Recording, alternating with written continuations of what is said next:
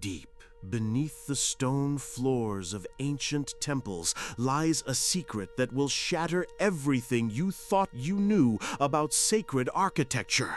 The Tree of Life was never just a symbol, it was a blueprint, a living map that guided master builders across every continent to create structures that pulse with the same energy as the cosmic tree itself. From the towering columns of Karnak to the spiraling minarets of forgotten mosques, every sacred space mirrors the same hidden design. The roots, the trunk, the branches, all carefully embedded in stone and mortar by architects who understood truths we've forgotten. Tonight, we're going to walk through these temples with new eyes. What if every cathedral, every pyramid, every sacred grove was built as a physical anchor for cosmic forces? What if the Tree of Life wasn't mythology, but engineering? The evidence is carved in stone, waiting for us to decode its message. The Tree of Life appears in every major spiritual tradition, but not as decoration. It shows up as floor plans, as the framework for entire cities, as the skeleton beneath sacred geometry. The ancient builders knew something we've lost. In the Temple of Solomon, the bronze pillars, Jachin and Boaz, weren't just supports. They were the twin trunks of the cosmic tree. The Holy of Holies sat at the crown, while the foundation stones formed the roots. Every measurement followed the tree's proportions. Egyptian temples tell the same story. The pylons rise like massive tree trunks, the columns branch skyward, and the sanctuary holds the sacred seed. Hieroglyphs show priests climbing these stone trees to reach the gods. The Mayans built their pyramids as world trees made solid. El Castillo at Chichen Itza doesn't just look like a tree, it functions like one. The acoustics create bird calls, the shadows mark seasons, and the chambers channel earth energy upward. Gothic cathedrals took this knowledge to new heights. The ribbed vaults aren't just beautiful, they're branches reaching for heaven.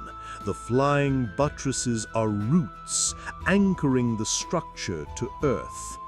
Every cathedral is a stone forest designed to lift human consciousness. But why trees? Ancient texts describe the Tree of Life as the axis of creation, the channel through which divine energy flows into our world. Building temples in its image meant creating doorways between realms. The Kabbalah maps this tree precisely. 10 spheres connected by 22 paths. Temple builders used these exact proportions. The spheres became chambers, the paths became corridors, and the whole structure became a machine for spiritual transformation. Hindu temples follow the same blueprint. The sanctum is the seed, the mandapa halls are the trunk, and the gopuram towers are the branches reaching toward the heavens. Every element serves the tree's function. The Norse knew this too. Yggdrasil, the world tree, wasn't just mythology, it was architecture. Viking halls were built to mirror its structure, with the high seat at the crown and the foundation posts as roots.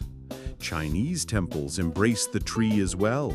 The pagoda's levels represent the tree's branches, each floor a different realm of consciousness. The curved roofs channel energy like leaves gathering sunlight. Islamic architecture hides the tree in high place. The mihrab isn't just a prayer niche, it's the tree's hollow trunk. The minaret is the reaching branch, and the courtyard garden mirrors the tree's canopy. The Celts built their sacred groves around actual trees, but their stone circles follow the same pattern. The standing stones are branches, the altar stone is the seed, and the entire circle channels the tree's energy. African temples show this knowledge too. The Great Zimbabwe's conical towers mirror the tree's form, while the curved walls flow like bark. The ancestors understood that form follows function, even in stone. The Romans built their temples on the same principles. The columns weren't just support, they were the tree's trunks. The dome was the canopy, and the cella held the sacred seed. Even their forums followed the tree's branching pattern. Native American medicine wheels and kivas follow the tree's circular pattern. The fire at the center is the seed, the cardinal directions are the main branches, and the circular wall is the tree's embrace. The Aztecs built Tenochtitlan as a massive tree. The temple pyramid was the trunk, the causeways were the roots, and the floating gardens were the branches. The entire city was a living organism. Japanese temples used the tree's proportions in their wooden joints. No nails, just interlocking branches. The buildings breathe and sway like living trees, channeling natural forces through their structure. The Byzantines encoded the tree in their domes. The pendentives are the branches, the dome is the canopy, and the light from above is the tree's crown. Hagia Sophia is a stone tree reaching for heaven. Sufi architecture reveals the tree's spiral nature. The whirling dervishes dance the tree's rotation, while the buildings curve like growing branches. Even the decorative patterns follow the tree's fractals. The Druids knew that certain trees were natural temples. They built their stone circles to amplify these living cathedrals. The stones were roots, the tree was the pillar, and the sky was the dome. Orthodox churches follow the tree's vertical axis. The iconostasis is the trunk, the dome is the canopy, and the altar is the seed. Every element channels divine energy downward through the tree's structure. The Incas cut stones to fit like tree bark. Machu Picchu isn't just built on a mountain, it's built as a mountain tree.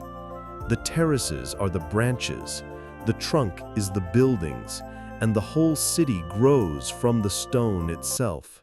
Tibetan monasteries climb mountains like climbing trees. Each level represents a different realm of consciousness.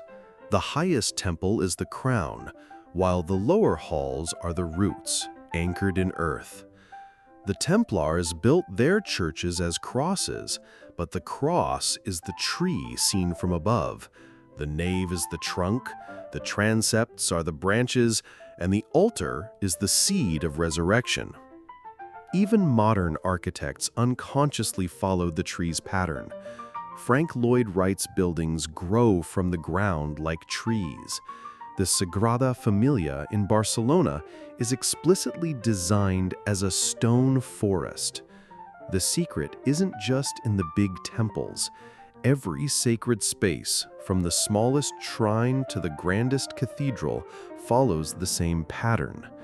The tree's blueprint is hardwired into human consciousness. But why did this knowledge fade? As empires rose and fell, the original meaning got lost. The builders became mere craftsmen, copying forms without understanding their function. The tree became decoration instead of technology. The medieval guilds preserved some secrets.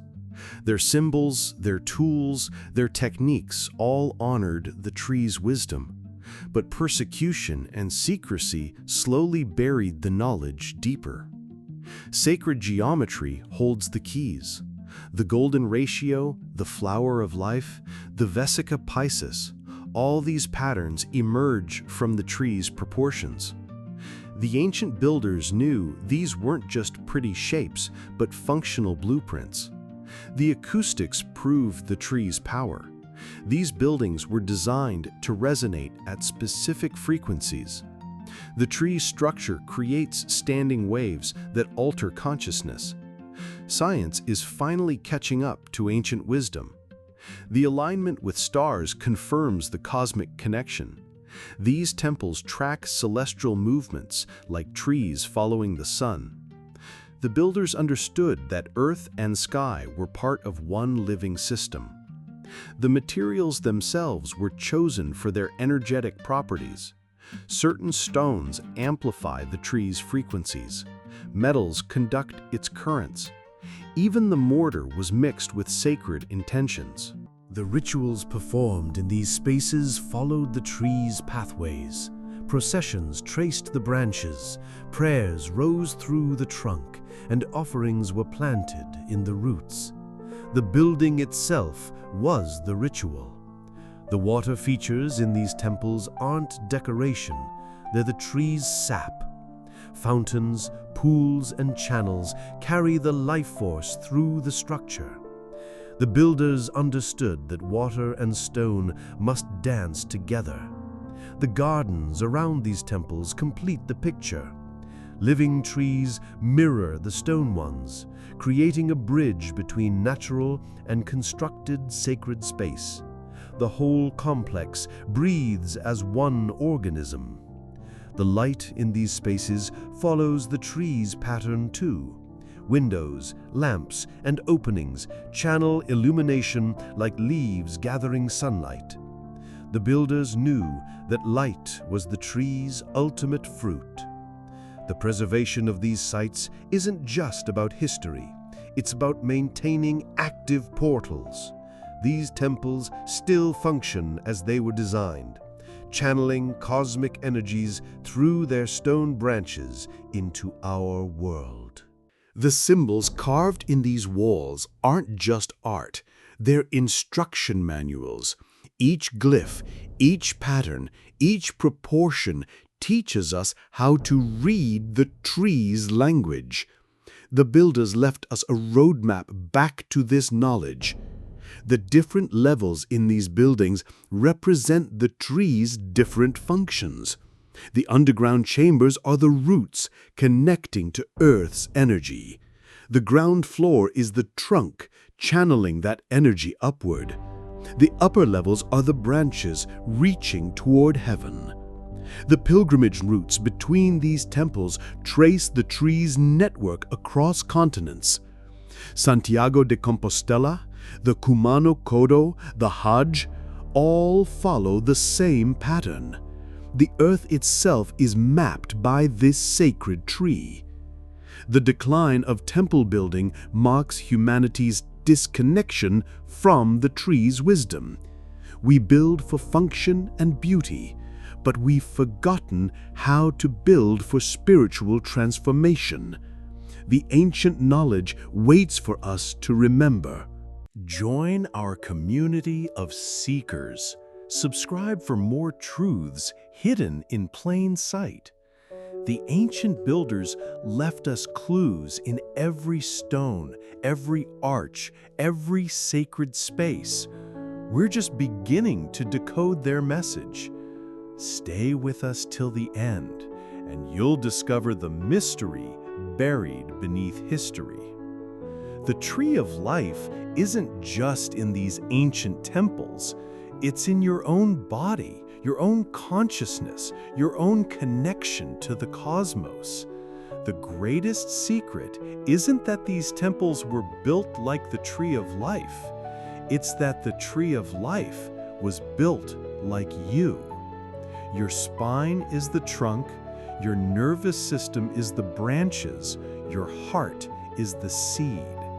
Every temple was designed to awaken the tree within. The ancient builders weren't just creating sacred space, they were creating mirrors for the sacred self. If this resonates with your soul, don't forget to like, share, and subscribe right now. What do you believe? Have you felt the tree's presence in sacred spaces? Comment below and share your insight. The truth is out there.